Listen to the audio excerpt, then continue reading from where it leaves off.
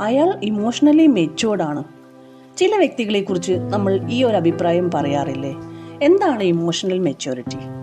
നമ്മുടെ വികാരങ്ങളെ തിരിച്ചറിയാനും അവയെ ആരോഗ്യകരമായ രീതിയിൽ കൈകാര്യം ചെയ്യാനും മറ്റുള്ളവരുടെ വികാരങ്ങളെ മാനിക്കാനും ഉൾക്കൊള്ളാനുമുള്ള കഴിവിനെയാണ് ഇമോഷണൽ മെച്യൂരിറ്റി എന്ന് പറയുന്നത്. വൈകാരിക പക്വതയുള്ള ഒരാൾക്ക് അവരുടെ ദേഷ്യം, സങ്കടം, സന്തോഷം തുടങ്ങിയ വികാരങ്ങളെ നിയന്ത്രിക്കാനും പ്രതിസന്ധി ഘട്ടങ്ങളിൽ ശാന്തമായി ചിന്തിച്ച് തീരുമാനമെടുക്കാനും സാധിക്കും.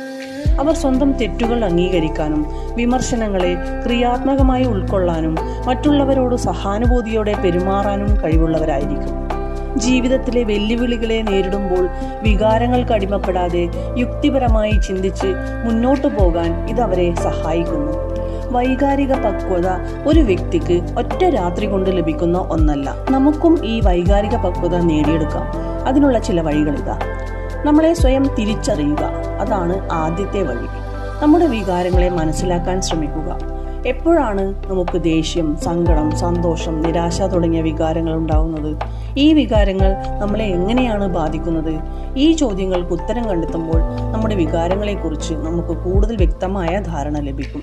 നമ്മുടെ വികാരങ്ങളെ അംഗീകരിക്കുക. എല്ലാ വികാരങ്ങൾക്കും അതിൻ്റെതായ സ്ഥാനമുണ്ട്. ചില വികാരങ്ങളെ അടിച്ചമർത്താൻ ശ്രമിക്കാതെ അവയെ അംഗീകരിക്കുക.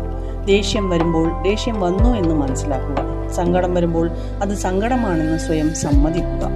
അതുപോലെ തന്നെ നമ്മുടെ വികാരങ്ങളെ നിയന്ത്രിക്കാൻ പഠിക്കുക. വികാരങ്ങളെ തിരിച്ചറിഞ്ഞാൽ മാത്രം പോരാ, അവയെ നിയന്ത്രിക്കാനും കഴിയണം. ദേഷ്യം വരുമ്പോൾ ഉടൻ പ്രതികരിക്കാതെ ഒരു നിമിഷം കാത്തിരിക്കുക. മറ്റുള്ളവരുടെ വികാരങ്ങളെ മനസ്സിലാക്കാനും അവരോട് സഹാനുഭൂതിയോടെ പെരുമാറാനും ശ്രമിക്കുക. അവരുടെ സ്ഥാനത്ത് നിന്ന് കാര്യങ്ങളെ കാണാൻ ശ്രമിക്കുന്നത് ബന്ധങ്ങളിൽ വളരെയധികം സഹായിക്കും.